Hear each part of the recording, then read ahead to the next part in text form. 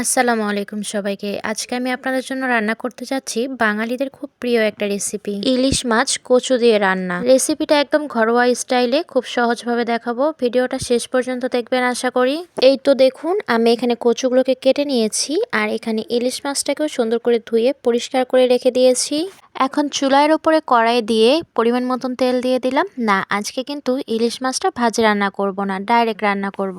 কড়াইয়ে তেল দেওয়ার পর যখন তেলটা একটু গরম হয়ে এসেছে, এর মধ্যে তখন আমি পেঁয়াজ কুচিগুলো দিয়ে দিলাম। ইলিশ মাছে আমি সবসময় বাটা মশলাগুলাই ব্যবহার করি, আর এখানে আগে থেকেই ফ্রিজের থেকে বের করে রেখেছিলাম মশলা বাটা। তো পেঁয়াজগুলো যখন একটু ভাজা ভাজা হয়ে এসেছে, মানে হালকা বাদামি কালারের হয়ে এসেছে, তখন এর মধ্যে আমি এখন সব মশলাগুলো দিয়ে দিব। তো প্রথমে দিয়ে দিয়েছিলাম হলুদের গুঁড়ো, তারপরে দিয়ে দিয়েছিলাম আদা বাটা, একটু পরিমাণে জিরা বাটা, আর এখানে দিয়ে দিলাম একটু রসুন বাটা, আর এখন দিয়ে দিলাম একটু পানি। যেহেতু মশলাটা একটু ভালোভাবে আগে ভুনে নিতে হবে, তো আপনারা একটা জিনিস খেয়াল করলে বুঝবেন, আমি সব দিয়েছি, একটা মাত্র জিনিস দিইনি, সেটা হলো লবণ। লবণ না দিলে তো গোটা তরকারির স্বাদটা একেবারে নষ্ট হয়ে যেত। পরে যখন ভিডিওটা দেখলাম, দেখে বুঝতে পারলাম যে লবণ দেওয়া হয়নি। পরে আবার লবণ দিয়ে দিলাম, আর লবণ দিয়ে মশলাটাকে আরেকটু ভালোভাবে ভুনে নিয়েছিলাম।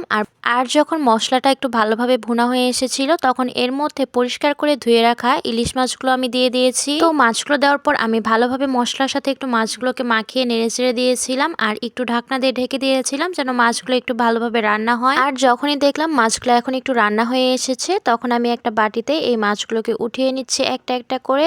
আচ্ছা, আজকে যে আমি রেসিপিটা রান্না করছি কচু দিয়ে ইলিশ মাছ, আপনারা কি কখনো এই রেসিপিটা আগে ট্রাই করেছেন? সেটা কিন্তু অবশ্যই আমাকে কমেন্ট করে জানাবেন। আর যদি ট্রাই করে না থাকেন, তাহলে আমার এই ভিডিওটা সেভ করে রাখুন, একদিন এটা দেখে রান্না করবেন, আর আমাকে অবশ্যই কমেন্ট করে জানাবেন যে আপনাদের এটা খেতে কেমন লেগেছে। তো মাছগুলোকে তো আমি উঠিয়ে নিয়েছি, এখন এই মশলাটার মধ্যে আবার আমি দিয়ে দিলাম কেটে রাখা কচুগুলো। তো কচুগুলো দিয়ে এখন আমি আরেকটু ভালোভাবে নেড়ে চেড়ে দিচ্ছি, যেন সবগুলো কচুর সাথে মশলাটা ভালোভাবে মেখে যায়। আর তারপরে আমি একটা ঢাকনা দিয়ে ঢেকে দিয়েছিলাম, আর অফ ক্যামেরাতেই আমি পানি দিয়ে দিয়েছিলাম একটু, কচুটা যেন ভালোভাবে সিদ্ধ হয় এর কারণে পানি দেওয়া। তো পানিটা যখন একটু কম হয়ে এসেছে, তখন আমি ভালোভাবে নেড়ে চেড়ে দিচ্ছিলাম। এখন আর ঢাকনা দিয়ে ঢেকে দিব না, এভাবে নাড়তে নাড়তে পানিটা আস্তে আস্তে শুকিয়ে যাবে। এই তো দেখুন, পানি তো শুকিয়ে এসেছে। এখন এর মধ্যে আমি দিয়ে দিলাম রান্না করে রাখা ইলিশ মাছগুলো।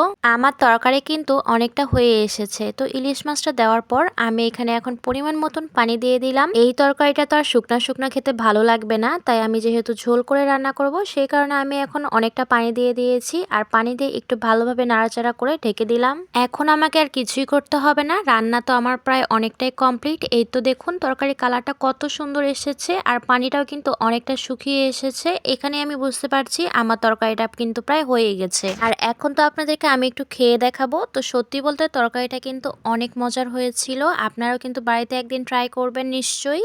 আর এরকম ইউনিক ইউনিক রান্নার ভিডিও পেতে অবশ্যই আমার এই পেজটাকে ফলো করে রাখুন। আর আমার আজকের এই রেসিপিটা আপনাদের কাছে কেমন লাগলো সেটা কিন্তু অবশ্যই আমাকে কমেন্ট করে জানাবেন। আর ভিডিওটা ভালো লাগলে অবশ্যই লাইক, কমেন্ট এবং শেয়ার করে দিবেন। আজকে এই পর্যন্ত, সবাইকে আল্লাহ হাফেজ।